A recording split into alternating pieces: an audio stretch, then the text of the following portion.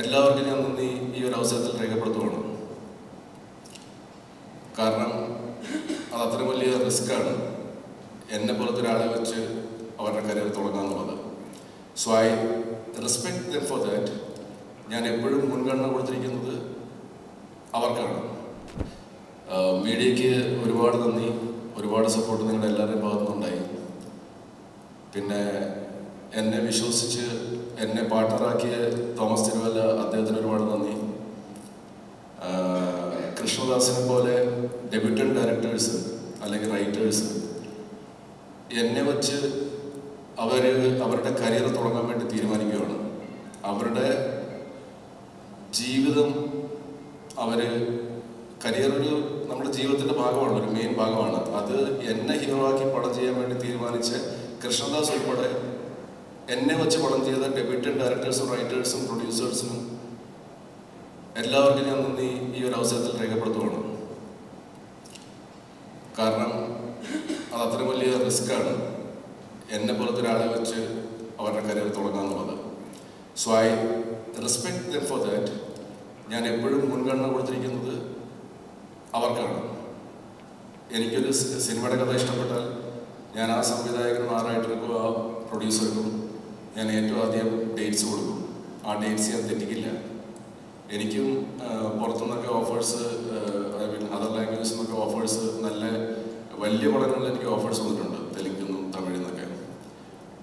പക്ഷേ അവിടെ ഞാൻ ഡേറ്റ് കൊടുത്താൽ ഒരു ഡെബ്യൂട്ടന്റ് ഡയറക്ടറും ആ ഡയറക്ടറിൻ്റെ ഫാമിലിയും ഭാര്യയും അമ്മയും മക്കളും അച്ഛനും ഫ്രണ്ട്സും ഒക്കെ ആ പ്രൊജക്റ്റ് നടക്കാൻ വേണ്ടി കാത്തിരിക്കുകയാണ്. ഞാനവിടെ ആ സമയത്ത് തെലുങ്ക് പടമൊന്നും പറഞ്ഞുകൊണ്ട് പോയാൽ എന്നോട് പലരും ചോദിക്കാറുണ്ട് എന്തുകൊണ്ട് കാണുന്നില്ല, ഓഫേഴ്സ് ഒന്നും വരുന്നില്ല എന്ന്.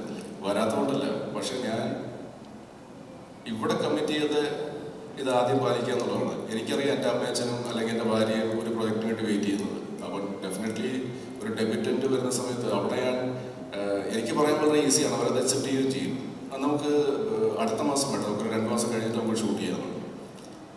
പക്ഷേ ദാസൻ തന്നെ, കൃഷ്ണദാസ് തന്നെ, തോമസ് ചേട്ടനെ ഞാൻ ദുബായ് വെച്ച് കണ്ട് തോമസ് ചേട്ടനോട് ഇങ്ങോട്ട് ചോദിച്ചു വല്ല നല്ല കഥകളും കേട്ടോ. ഞാൻ 2 കഥകൾ പറഞ്ഞു. അതിൻ്റെ അകത്ത് ദാസൻ പറഞ്ഞ ഭരതനാട്യത്തിൻ്റെ കഥ പുള്ളിക്ക് ഇഷ്ടപ്പെട്ടു, അത് കേൾക്കണമെന്ന് പറഞ്ഞു. ഞാൻ കൃഷ്ണദാസിനോട് പറഞ്ഞു. കൃഷ്ണദാസ് എന്നോട് ഒരു 3-4 മാസം മുമ്പാണ് ആദ്യമായിട്ട് എന്നോട് ഈ കഥ പറയുന്നത്. ഞാൻ പറഞ്ഞത് നീ ഭയങ്കര ലക്കിയാണ്, ഇത്രയും പെട്ടെന്ന് പ്രൊജക്റ്റ് ആയില്ലേ, ഒരു പ്രൊഡ്യൂസറെ കിട്ടിയില്ലേ. അപ്പോൾ കൃഷ്ണദാസ് പറഞ്ഞു ചേട്ടാ അത് ശരിയാണ്, പക്ഷേ 3 വർഷമായിട്ട് ഞാൻ ട്രൈ ചെയ്തുകൊണ്ടിരിക്കുകയാണ്. അത് എനിക്കറിയാം, well explained.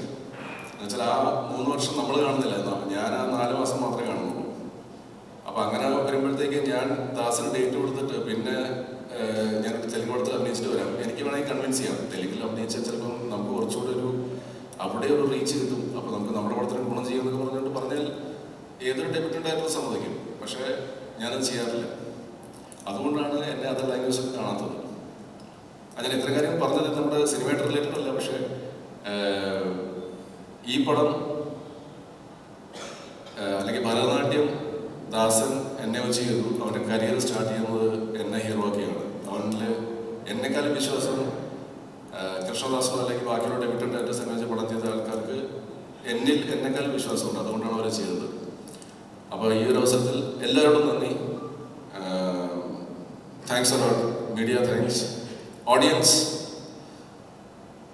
Love you all. ഒരുപാട് സപ്പോർട്ട് കിട്ടി. ഓഡിയൻസ് കാരണം മാത്രമാണ് ഇന്ന് ഇത്രയും സന്തോഷത്തോടെ നമുക്കിവിടെ ഇരിക്കാൻ പറ്റുന്നത്. എൻ്റെ മുഖത്ത് ചിരിയില്ല, പക്ഷെ ഞാൻ ഉള്ളിൻ്റെ ഉള്ളിൽ ഭയങ്കര എക്സൈറ്റഡ് ആണ്. നമ്മുടെ ദിവ്യയുടെ ഒരു ഡയലോഗുണ്ട് മോഹിനിയാട്ടത്തിൽ. ഞാൻ ദിവ്യയോടൊക്കെ ചോദിക്കും നിങ്ങൾക്ക് ആർക്കും എന്തൊരു കൂസലില്ലാത്തതെന്ന്. അപ്പോൾ ദിവ്യയുടെ ഡയലോഗാണ് കൂസലൊക്കെ ഉണ്ട്, പക്ഷേ ഞങ്ങളത് കാണിക്കാത്തതാണ്.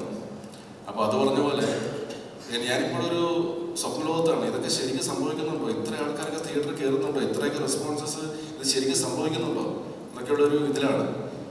അപ്പം ഞാനൊരു 2 ദിവസം കൂടി എടുക്കുമെന്ന് തോന്നുന്നു ഇതിന്ന് റിക്കവർ ആകാൻ വേണ്ടി, റിയാലിറ്റിയിലേക്ക് വരാൻ. അടുത്ത പ്രാവശ്യം ഞാൻ നിങ്ങളെ കാണുമ്പോൾ ഞാൻ ഒരുപാട് സന്തോഷവാനായിട്ട് നിങ്ങൾക്ക് എൻ്റെ മുഖത്തുനിന്ന് തന്നെ കിട്ടും. ഇപ്പം എൻ്റെ സംസാരത്തിൽ മാത്രമേ ഉള്ളൂ, പക്ഷേ അടുത്ത പ്രാവശ്യം എൻ്റെ ബോഡി ലാംഗ്വേജിലും മുഖത്തുമൊക്കെ ആ സന്തോഷം കാണും. Thank you.